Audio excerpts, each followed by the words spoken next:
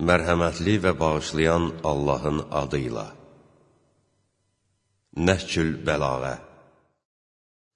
Hər gələn qaydandır, qaydan şey isə olmamış kimidir.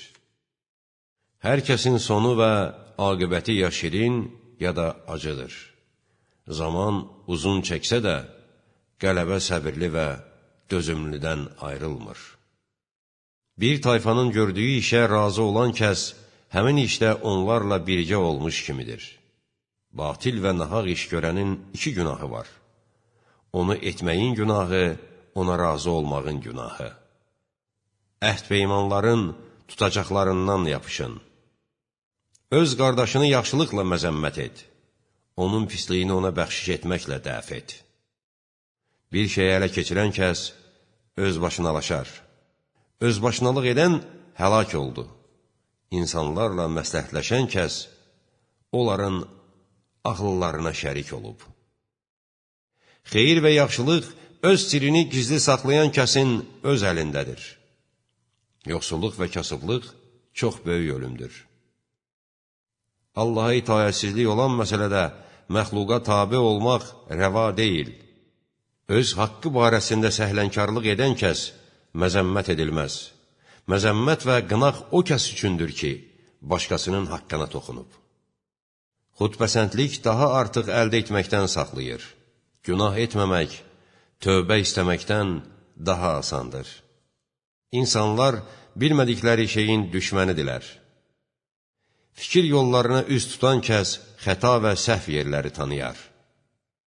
Qəzəb nizəsini Allaha görə itiləyən kəs ən çətin, ağır, batil və nahaqları öldürməyə və məhv etməyə qadir olar.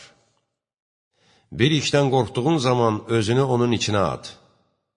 Çünki çəkinib ehtiyatlanmağın, çətinliyi qorxduğun şeyin özündən daha böyükdür.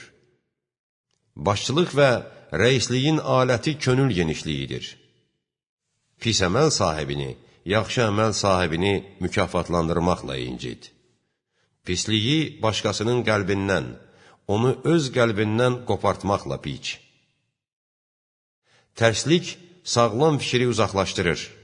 Tamahkarlıq əbədi köləlikdir.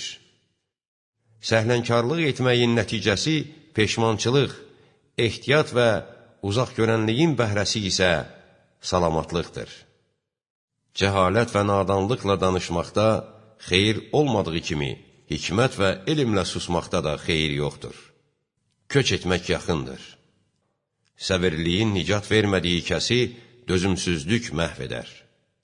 İnsan dünyada ölümlərin ox atdığı hədəf, bəla və dərdlərin ona tərəf tələsdikləri qarət edilmiş qənimətdir.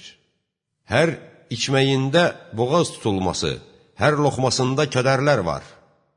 Bəndə bir neymətə ancaq digər bir neymətdən ayrılmaqla çatar. Həyatının bir gününə ancaq öz müddətinin digər bir günündən ayrılmaqla üz tutar. Buna görə də biz ölümün yardımçılarıyıq və canlarımız məhv olmaq və ölümlərə hədəfdir. Belə isə dünyada əbədiliyə necə ümidvar ola bilərik? Halbuki gecə ilə gündüz nəyə şərafət və böyüklük veribsə, tez ona tərəf dönərək, qurduqlarını viran, topladıqlarını isə darmadağın edib.